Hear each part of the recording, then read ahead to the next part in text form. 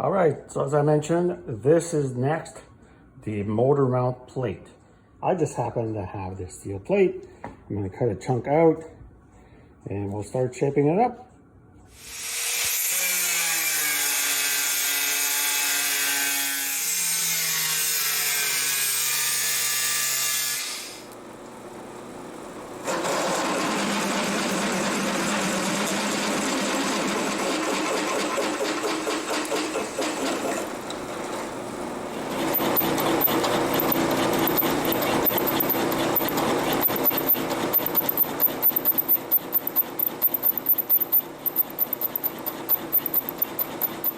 Okay, let's try that little motor mount plate.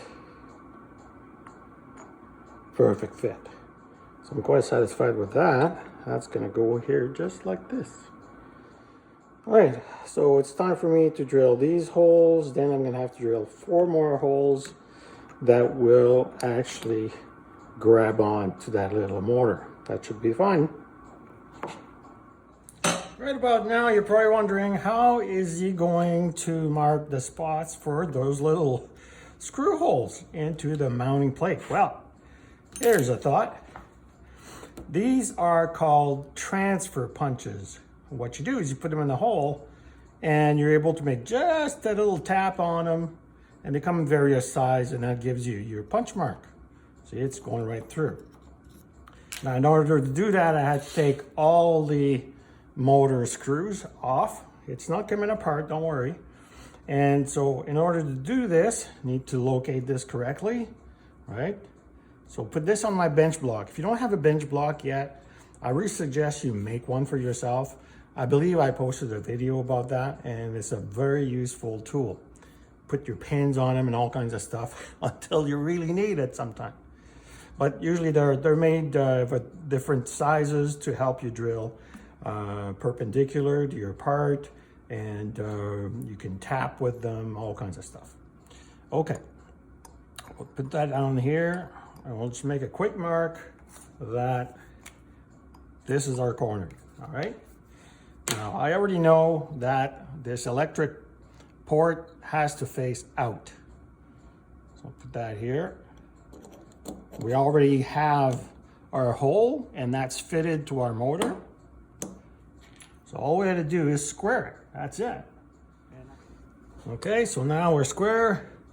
Put our transfer punch in there. Well, let's put it correctly. That'll help.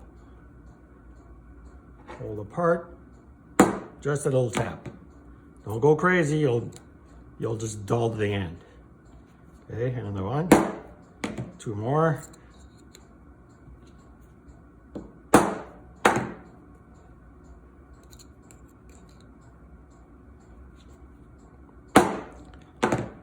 These things are cheap and they're worth their price. Their weight in gold. So you can see those punch marks. They're tiny, but they're there. And that's a great way to get those locations done. So now I'll punch them correctly and I'll take them to the drill. Tools don't always come in metal.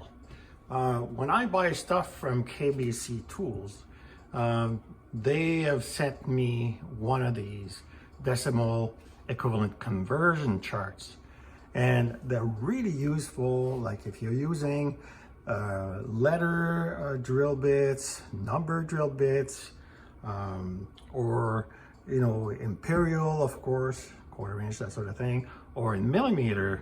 Well, the quickest way to do this, unless you've got all that stuff memorized, is to have one of these. Check this out. It's got all the decimal points, so it's transferable. These calculations are transferable to your mill and to your lathe and all this stuff, and it's a really, really handy chart. Just thought I'd mention that.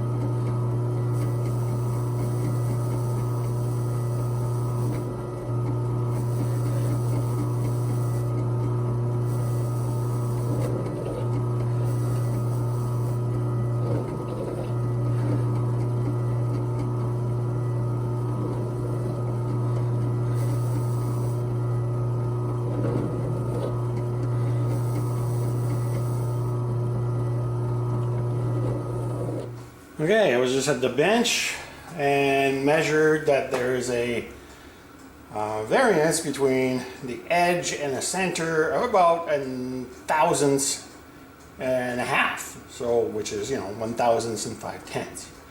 So that would really account for that off balance thing on with the headstock and tailstock. So let's try to fix that.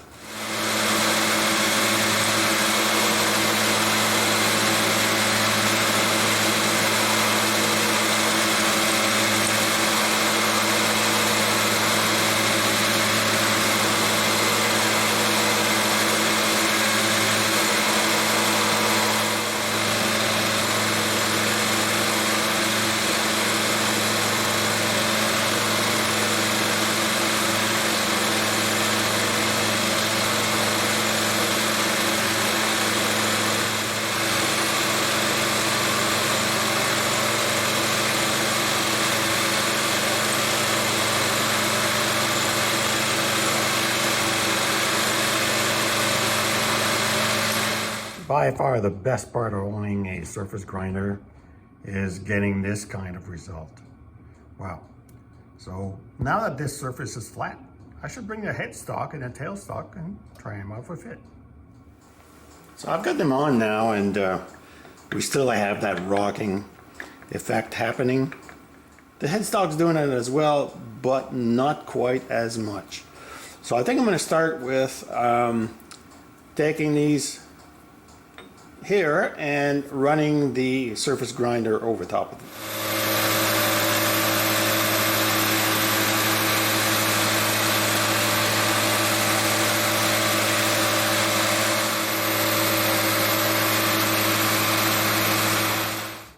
Both base, tailstock, and headstock have been surface ground in the bottom where they meet. And I still have a slight, sway like this. So now the only possibility, as I can see, is here, where the slot can't sit properly because it's not ground all the way in just enough. So that's what I need to do next. Well, that took care of the problem, but I did not go to the surface grinder after all.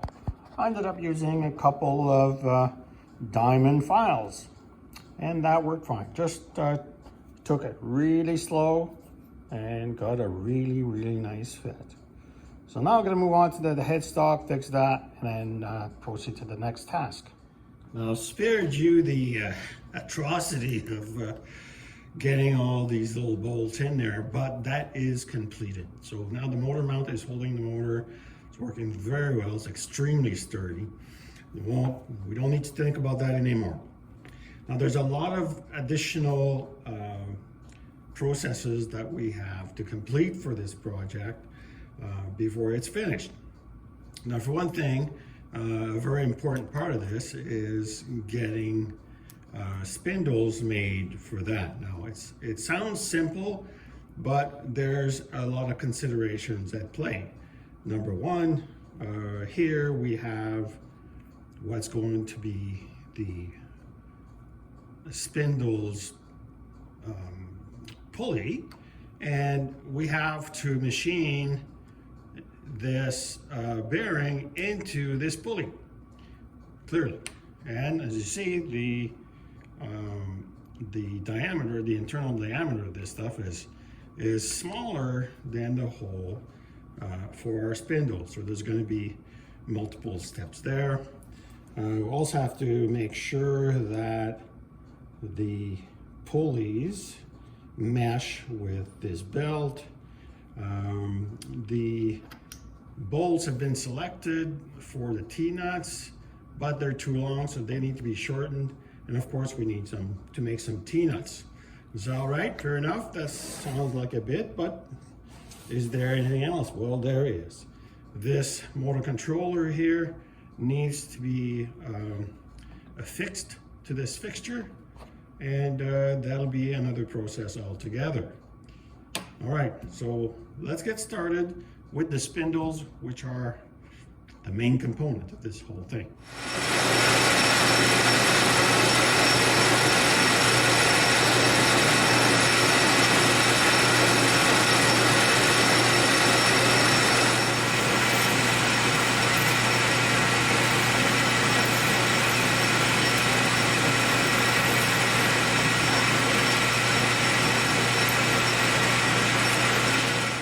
As you see, it's starting to take shape, right? We got both spindles pressed into headstock and tailstock. Got a nice fit with this bearing. So now what I need to do is bore the inside of this pulley to fit this bearing. So that will be next.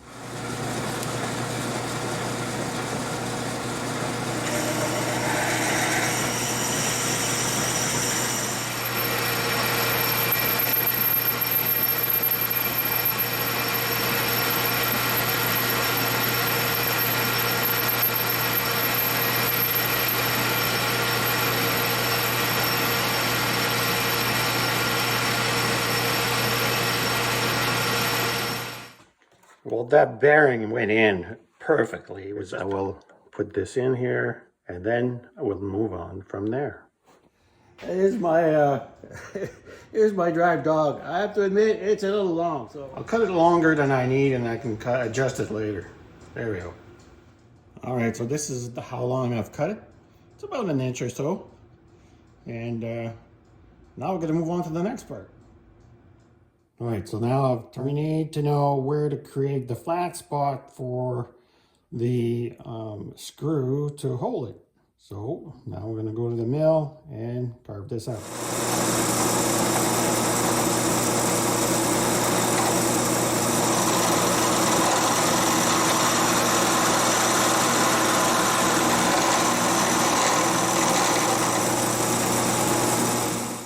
Not that I love chaos or anything, but I've decided to change my plan once again and forgo the spring-loaded rear spindle at the tailstock. I'm simply going to slightly unscrew the retaining screw, install my piece, bring it forward until it's snug, and tighten this screw. A lot less headache. Okay, so now I've got, this is still curing from the Loctite. I've got a controller here, as you can see. I've screwed it in, and now I have to wire this so that it's ready for testing. Now that I just hooked up the controller, and for you guys who want to know, this is an SMC02. Now there's various brands that make them, but this particular controller is really great because it's got everything that you need to drive your stepper motor. So you can see right now here it's set at 60 RPM. Let me zoom in a touch. Okay, and then here you have CW, which is clockwise, and then counterclockwise, CCW. And it's as simple as, if you want to go faster, you change the speed in RPM, and then you press what this direction you want it to go. So when you press it, all of a sudden your motor is turning. At this point, I took the fixture to the surface plate and wanted to be able to establish a system where I could set up a zero reference between my headstock spindle and the rear or the tailstock spindle. Unfortunately, that's when I realized that because they're different diameter, I'm unable to do that, because even though the tip of the spindles might be aligned, I'm unable to actually verify that it is on a z-axis and the x-axis, shall we say. So I decided to take the fixture to the grinder and do a test, which, as it turns out, was absolutely horrible. So that confirmed my hypothesis that that wasn't going to work the way it is. Well, test number one was an abject failure. Look at that, the finish is absolutely atrocious. I'm going to try with something else here. I think that's stainless steel, but I'm not sure. So let's try again.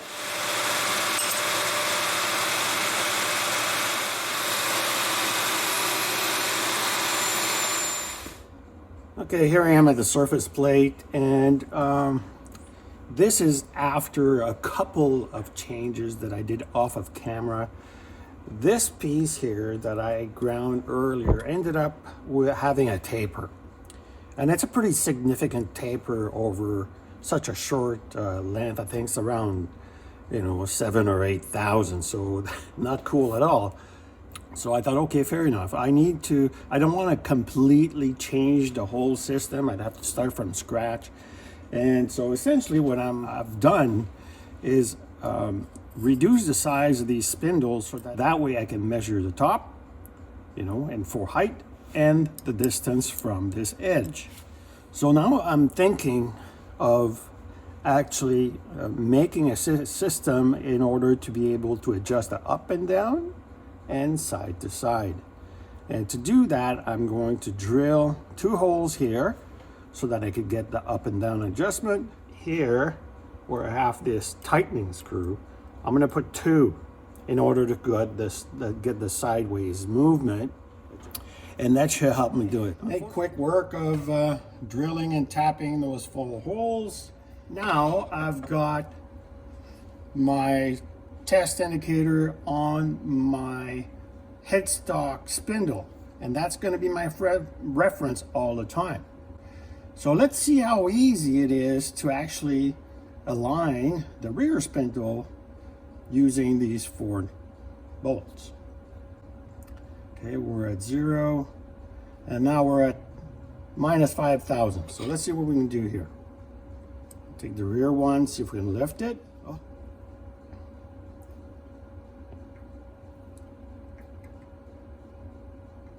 Or 5/10.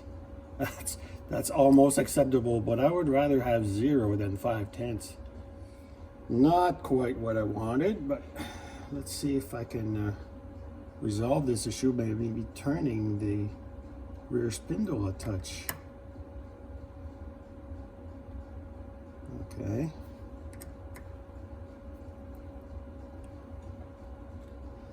Now with this here. So that didn't make a difference. Why?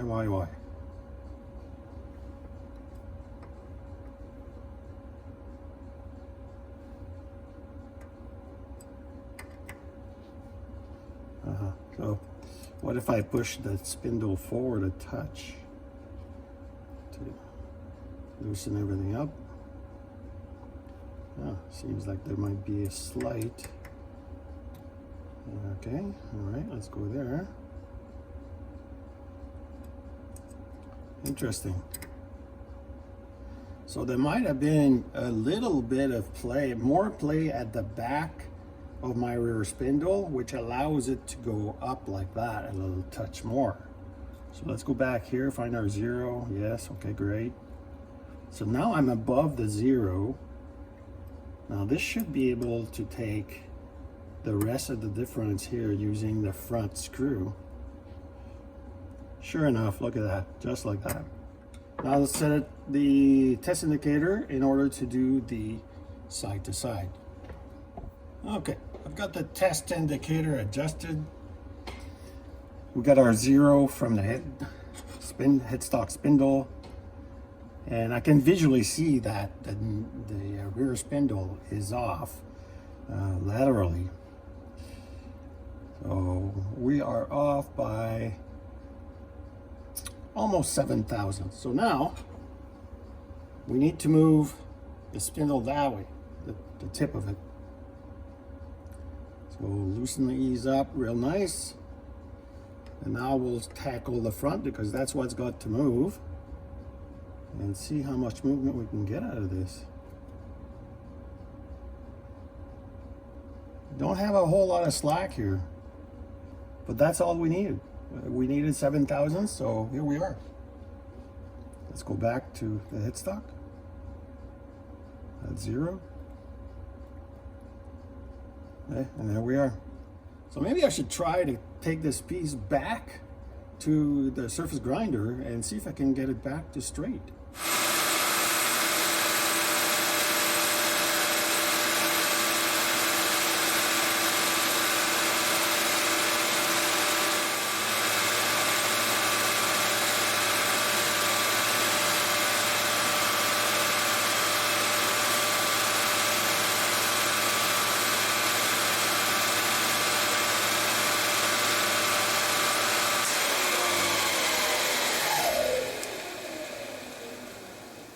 Oh, wow.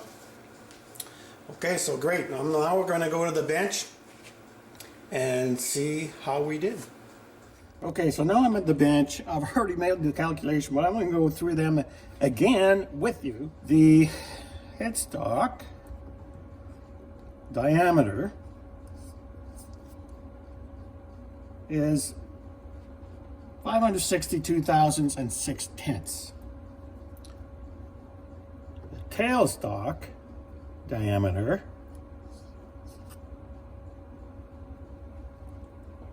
559 thousandths and 3.5 right? So that's not lots.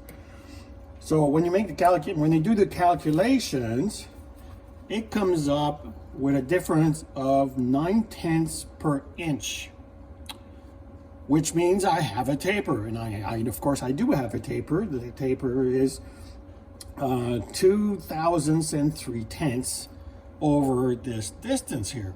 So it's not an absolute success, I'll say that much. Because so at this point, I could have simply taken out the 2 spindles, reground them, and do various modifications to the whole system.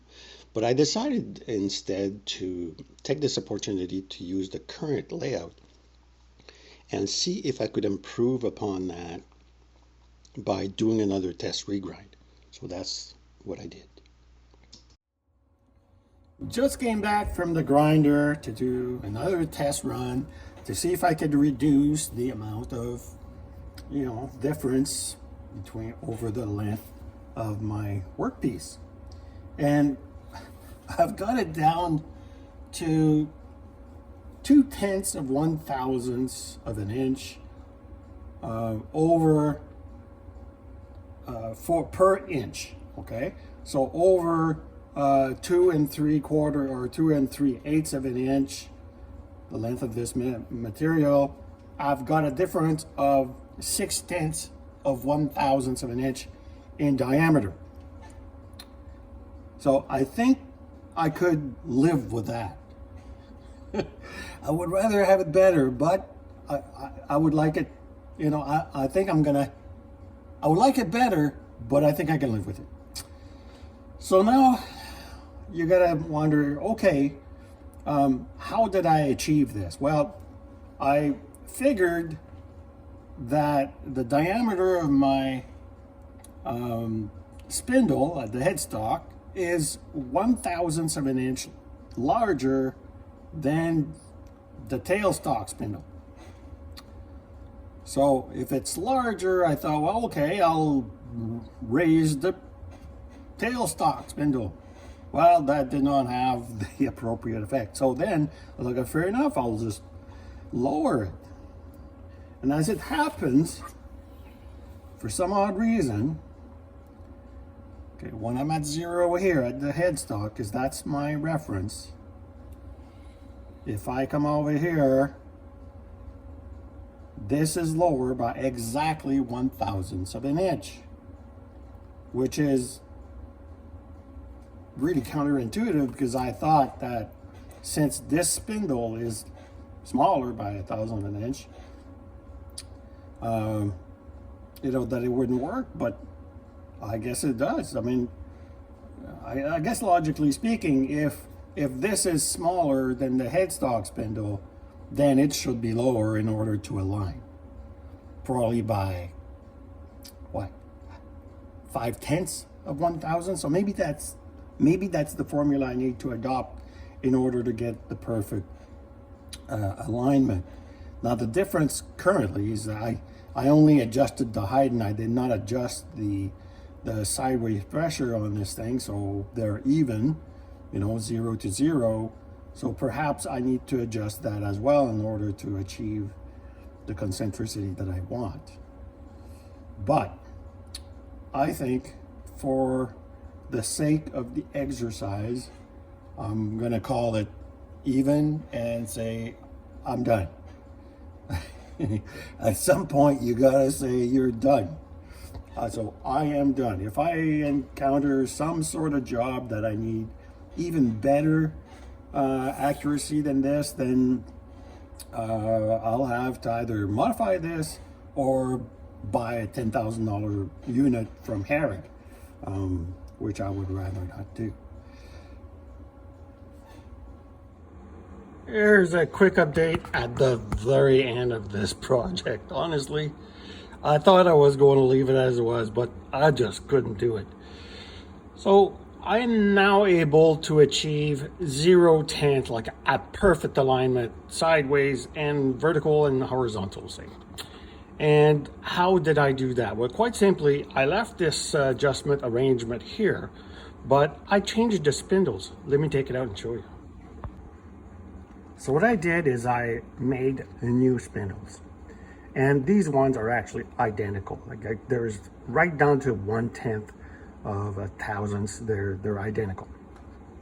And in order to get the perfect adjustment, I took out 5 thousandths more at both ends, which is aligned with the 2 screws at the top and the side.